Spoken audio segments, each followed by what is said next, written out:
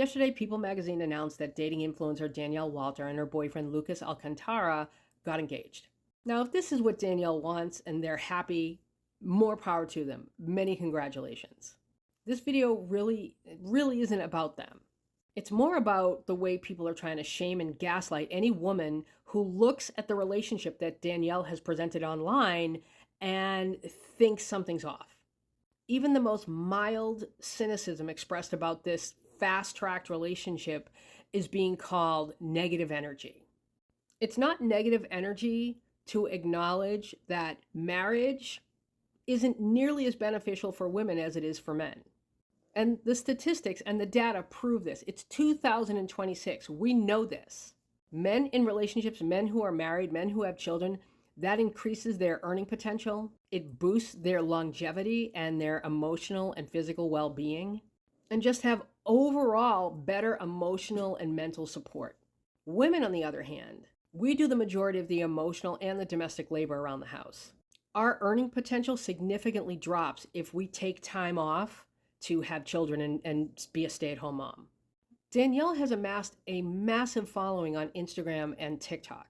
So of course there's this groundswell of support for this announcement of her engagement, which is fine. But what we're not gonna do is try to normalize the relationship that Danielle has presented. We're not gonna normalize fast-tracking relationships into marriage when we know the data, when we know that women do not benefit from marriage the way men do.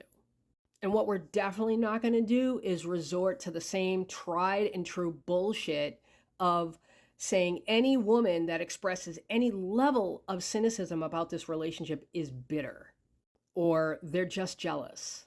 Those kind of accusations are reductive, they're misogynistic, quite honestly, they're just boring. If your first response to a woman who thinks something's off about Danielle's relationship is that she's just jealous, you're simple-minded. And I want to be clear that I am not in any way trying to justify or validate an extreme to this, where people are harassing Danielle and Lucas. Women should be encouraged to think critically about any situation, but especially about marriage. They should not be expected to ignore basic context clues that are presented whenever Danielle talks about her relationship. Danielle makes her relationship public, so she shouldn't be surprised that women watch the content that she puts out into a public forum and have questions. Questions like, who's paying for all this stuff? What does he do for a living? How does he support himself? The way women are being asked to ignore all of that, and the way people are saying, well, that's none of your business. Listen, I think if people had their way, they wouldn't want to know anything about Danielle and Lucas.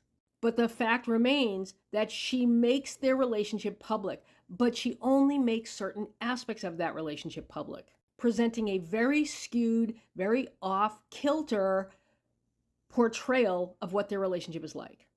You can't keep telling people how compatible you and your partner are when you only show them slivers and slices of your life. And if you don't want people questioning it or analyzing it, keep it offline. That's always a choice. But you cannot just expect people to blindly believe everything you say. That's the whole reason why women bought into the idea of marriage in the first place. I'm in the bathroom of the coffee shop. This might be my husband. There's nothing wrong with a woman side-eyeing a relationship that's moving at light speed, especially when the relationship is between two people who don't appear to be on the same level professionally, socially, and most importantly, financially. We have glamorized these instant relationships for far too long. And when they end, and most of them do, it's typically the woman that takes the bigger hit. Because if it turns out that they've been bamboozled in some way, it suddenly becomes about how come she didn't see the signs? Why didn't she see the red flags? Suddenly the focus becomes her judgment, her desperation, her loneliness. Based on what we've seen, it doesn't seem like Danielle has spent much time with any of Lucas's family or friends. And maybe she has and she's just not talking about it. But you can't blame people for noticing that and wondering why that is. We see a lot of him in her life. We see her incorporating him into her life. But why don't we see the same on his end. And there could be a very valid reason for that. Maybe he's just very private. Again, that's totally understandable. But you cannot blame or fault somebody for noticing that and not thinking, that's a little odd. That's what I'm referring to when I talk about context clues.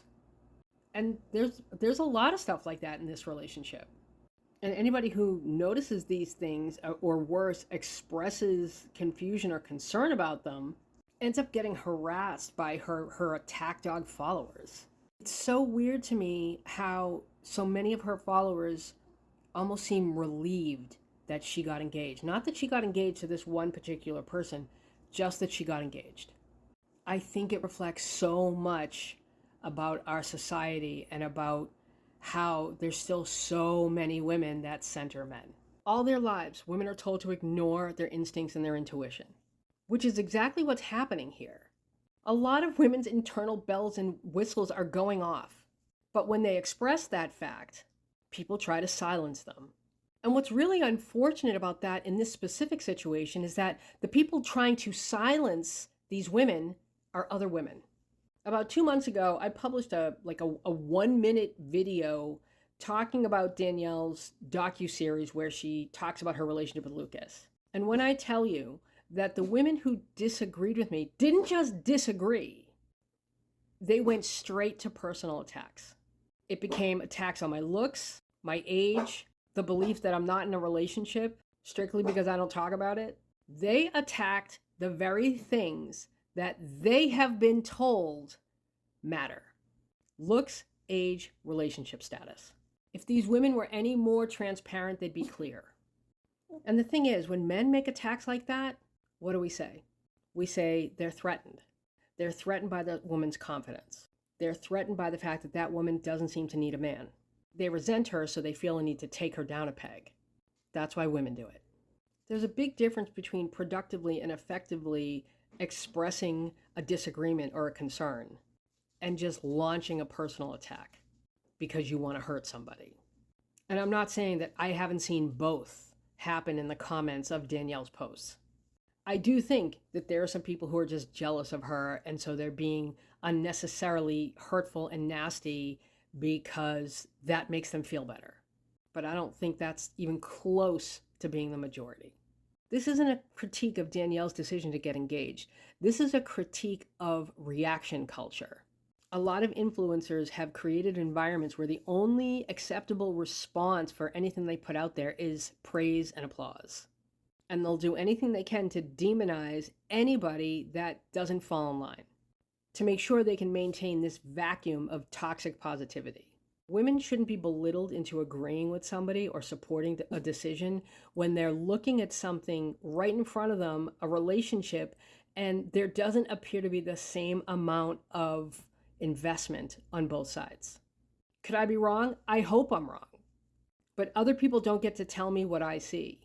The skepticism isn't irrational, it's just informed.